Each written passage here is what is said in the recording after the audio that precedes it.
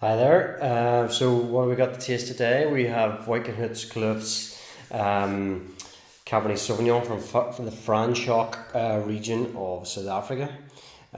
It's a wine of origin, which I suppose is a little bit unusual in terms of the New World countries, I suppose, if you can call South Africa a New World, because it does have a wine history dating back, maybe 300-400 years, but it has a system a bit like sort of French and Italian and Spanish regions of sort of designated land space for particular terms. So Franschhoek being one within the Stellenbosch region, or on the sort of edge of the Stellenbosch region, I suppose, in that Cape Town sort of wine lands area.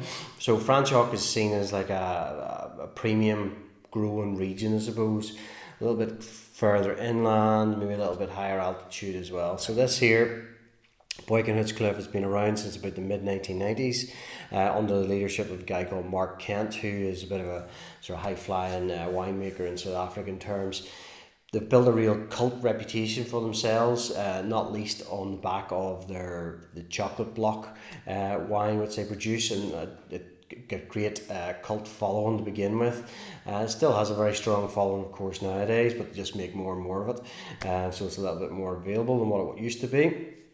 But these wines are at the top end of their spectrum, so Syrah being one, Cabernet Sauvignon being another. They do a couple of versions of Cabernet Sauvignon from the Stellenbosch region, and this one from Franschhoek. But Franschhoek is where they originate and where they come from, so this is where the sort of heartland of the wines are as such. So this is 2015 vintage, really good vintage in terms of South Africa, ideal weather conditions. The grapes are all hand harvested in the vineyards, sorted at the tables, and then they go through a very gentle production process, sort of pump overs to extract the tannins out through concrete tank ferments, and then malolactic is taken over a longer period of time in 225 litre French oak barrels. So this here is about 96% Cabernet Sauvignon. There's a little bit of 4% Cabernet Franc in there, so very much Cabernet dominant. Colour wise, it's nice and bright, it's ruby, it's not inky deep or anything like that, sort of more medium weight to the look. Nice aromatics to it, sort of plummy notes. You get this kind of like herbal sort of five spice, almost like Chinese five spice note coming off it. Which is quite interesting, quite appealing. It's got a bit of complexity certainly, and as well that sort of slightly graphite note going on.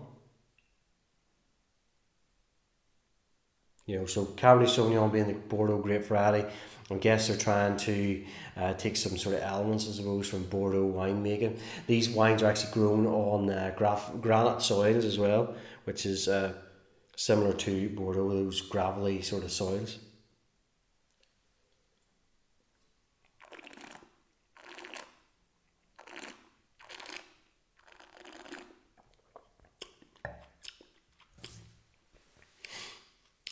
Nice sort of black fruit flavours in the palate, first of all.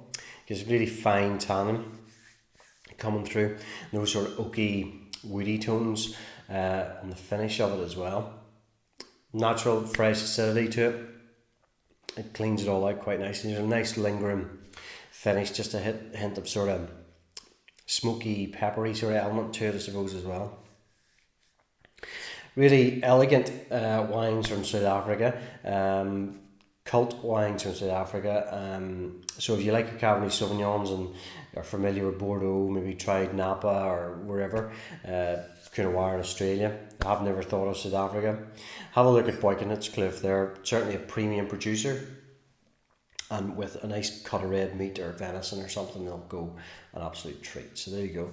That's Boekenhoutskloof's Franschoek's Cabernet Sauvignon from South Africa 2015. Remember, kwmy.com. Please reduce matters. Cheers.